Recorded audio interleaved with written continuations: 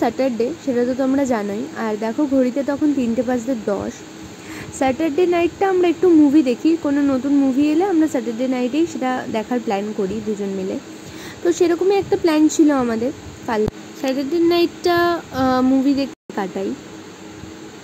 তো 3:10 তখন আমার খুব জোর খিদে পেয়েছিলো। আর এদিকে দেখো কর্তামশাই চলে এসছে রান্নাঘরে আমার জন্য খাবার বানাতে।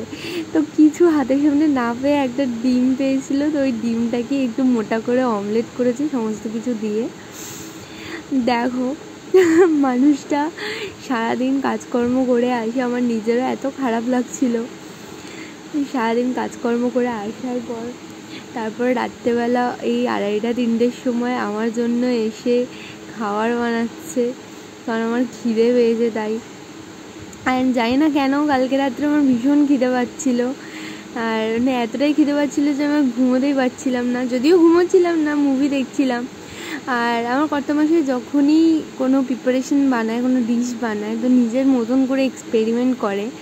তো কালকেও রাত্রেবেলা নিজের মতো করে এক্সপেরিমেন্ট করেছিল ডিমের মধ্যে, যাতে ডিমের অমলেটটা একটু মোটা হয় তার জন্য ডিমের মধ্যে একটু দুধ দিয়েছিল, তার মধ্যে একটু চালের গুঁড়োও নাকি মিশিয়েছিল আমি শুনেছিলাম। তারপর যেহেতু খুব একটা বেশি ভেজিস ছিল না, মানে শুধু পেঁয়াজ আর লঙ্কা এইসবই ছিল, তো সেগুলো দিয়েই করেছিল। তারপর দেখো নিয়ে চলে এসছে ঘরে, আর দুটো কলাও নিয়ে এসেছিলো, কারণ শুধু এইটুকুতে যদি আমার পেট না ভরে তাই জন্যে। তো যাই হোক, দেখো মাঝরাত্রির প্রায় বলা যায়।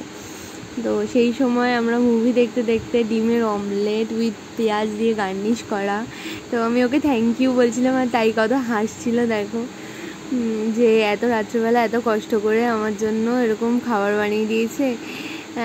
অনেক অনেক ধন্যবাদ তার জন্য কর্তামশাইকে, আবার খাইয়েও দিচ্ছিল। তো যাই হোক, এটা তোমাদের কার সাথে এরকম হয় মাঝরাত্রে খিদে পেয়ে যায়, তারপর খাবার বানানোর জন্য এরকম কষ্ট করতে হয়, সেটা তোমরা প্লিজ আমাকে কমেন্টে জানিও।